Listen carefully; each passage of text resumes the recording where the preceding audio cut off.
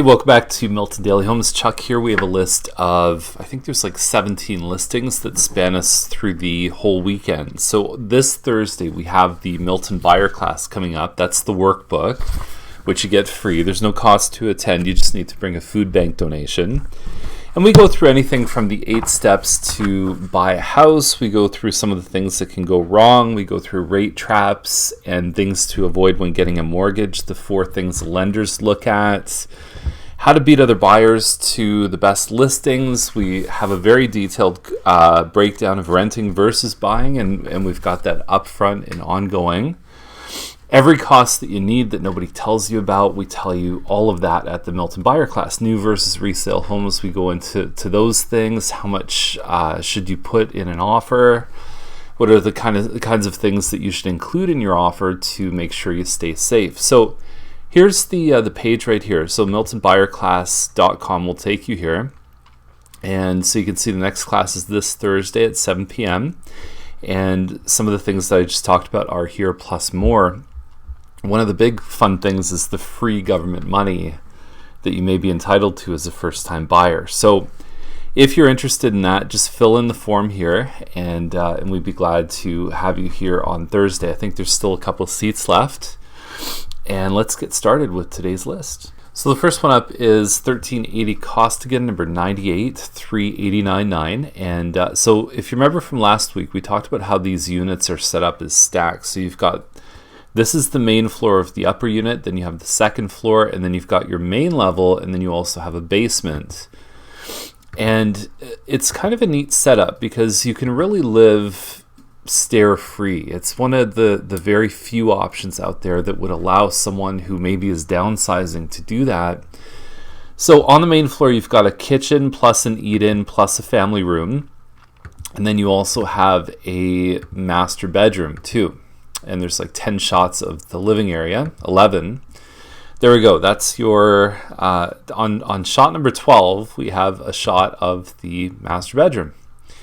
And then there's a washroom up there. Now we go downstairs and you've got 2 more bedrooms down there plus another bathroom plus a rec room. So if you're in a position where, let's say you're, a widow or widower, and then you've got maybe an older, maybe a single parent child that lives with you, this could be a really good fit because you really have 2 distinct living areas, and there's really not much you need to do in terms of going downstairs if you don't need to. And there's your garage back there.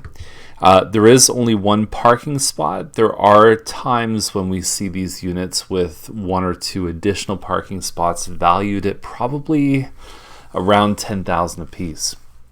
So the same unit listed last week, and I think they're taking offers tonight, and this one is also holding back on offers. I mean, the builder sold these for like 2 something a few years ago, so they've really gone up quite a bit. And that is, I guess, a big lesson is when you buy kind of at the lower end of the market, there tends to always be demand for that. There's much more demand at the beginning of the market than there is at the end. Now this one on Savoline has been hanging around for a while. It was at $599, and I thought they would have sold it at that price. It's small. It's only like 1156 square feet or something like that. The upgrade on the main floor is actually putting a bathroom in. There are versions of this home that don't have a powder room. They just have the bathroom upstairs. And so the finishes look good. There's it looks like hardwood floor, but that could be laminate. You've got some stone finishes, some pot lights. That sink obviously is an upgrade. They've finished the basement here, California shutters, iron pickets on the stairs. They've done kind of a custom job on the sliding door. My experience with selling very small detached homes is it takes a lot more showings to find the right buyer for them. It's just the way it is. But I think this is a good price for this home. Now, 260 Andrews Trail. As the story goes, this property and this development changed hands 3 different times. Builders going bankrupt and this and that. So they've been up for a couple years now. They're kind of right on the corner of Andrews Trail, and you can see the power lines from Thompson Road, and you can also see the train tracks behind that sloping land back there. There's a train behind. So It's not my favorite location in terms of noise and feeling the hustle bustle, but the nice thing is that you could walk to the GO train. You can walk to a lot of amenities and shopping from here. And they're pretty big units too. You've got, I think this is around 2,100 square feet for a townhouse. That's a nice size. And so overall, I would say the price is good, but if you want quiet, peaceful, and not hearing cars, fire engines, trains, that kind of thing, if that's not your thing to hear that, maybe this isn't the right home. But if you're okay with it, it's nice. And there's even really privacy behind. Even though there's the train, there's really no neighbors looking out over your property. 841 Willow is $619,900. I like these for even kind of a setup with kids on the main floor. And then you've got parents, like grown kind of baby boomer parents, living in the basement level, and they can really come in with their car and walk directly downstairs, and there's no stairs. So that is good. It's almost like it's wheelchair accessible if you needed it to be. Done some nice work in here, clean and tidy. The problem with any bungalow, whenever we take people, they have an idealized version of bungalow. The bedrooms are small, there's small closets. And overall, this home, it says 1,500 to 2,000 square feet of living space, but the above grade stuff, which is considered main floor, is probably like 1,300 square feet. So it's not huge. You also have the garage that cuts into some of the basement space because it's carved into there. So a garage is typically 200 square feet. You're going to lose that off of your basement. 60 by 120 back onto the park. And the only other thing that you need to know pretty much about anything in Dorset Park is that there's a good chance there's aluminum wiring, and you want to get that certified before getting insurance in most cases. They're holding back on offers on this one too. Now, we used to call Yates the Indy 500 because for some reason I think it's better now, but for some reason people just blast through this street. This home looks really nice, but it's not very big. It's like 1,650 square feet plus a finished basement, and at almost $700,000. It's a pretty hefty price tag. The finishes are good. The curb appeal is great. You can tell it's been taken care of, although I don't know why they wouldn't have done a stove here that's stainless steel. Now, they do have the gas range, but just to match everything up, I think it would make a lot of sense. And so you've got a nice higher ceiling in the family room, but that also cuts off space that you have for the second floor. But it's in great shape, finished basement here.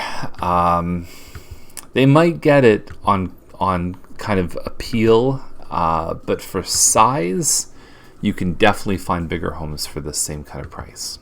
Now, I've been in Cochrane before. $850 is the price. It's actually finished really nicely. Anything from the stone in the front. The street's pretty quiet. It's a good street for kids to even ride their bikes. Light fixtures. The kitchen has some nice finishes. The countertops have been done. That island is custom built. And just top to bottom, it's just neat, tidy, well kept, and obviously having some nice features in the basement. So top to bottom, this one is a winner, and they're not holding back on offers. I'm surprised at that. I think that they certainly could when they look as good as this, and the price is definitely fair. Now, Ennisclare, I'm not going to talk about, and Taylor Court, also not something I'm going to really mention. They're both lovely homes out in the country. But this will be the last one for today's episode. 15 Court Street is $1.128. The formula pretty much in downtown is that you can get this kind of price. Typically it happens a little further west from this home, and you also need to have a little bit more upgrading and finishing. This one has a lot of original charm, but I still think it's a little bit too rough for what people expect for 1.1. I mean, fully renovated is probably 1.2 right now. You also have 1.15 over on Charles, which is on a way bigger lot than this one. It's in a more desirable location, and the home is bigger too. So they're gonna have a tough time with this one on Court Street. Gumwood trim, a lot of those classic finishes that people like in the Century homes. There are some different designations of heritage. It's beyond the scope of this episode to talk about that. But if you're buying a home built before World War II, you want to check into that because it can limit some of the things that you can do with your property. You can also extend your timelines out for any work you need to do. So anyway, that's the main thing I wanted to talk about with this home. And the other thing, like, if you're going to renovate a home like this, there's a certain level of eclectic feel to it. I think that kind of gets ruined when you have a bath fitter bathtub stuck in the home. It just doesn't kind of fit with the overall feeling of a home like this. So I think if you're going to buy a home like this, you got to really be true and authentic to the spirit of the home. And the backyard looks nice and private too. So easy walk to Main Street. Lots of nice things about the home. I just think that for the other options available to people, they're going to struggle a bit at this price. So there you go, 16 in this list. I'm going to put a link down below to Taylor Court. Really, really lovely home. It's got all the stuff people like in the country. It's priced just over 1.5. Have a great day. We'll see you soon with more Milton Daily Homes. And remember, Milton Buyer Class this Thursday, miltonbuyerclass.com to register.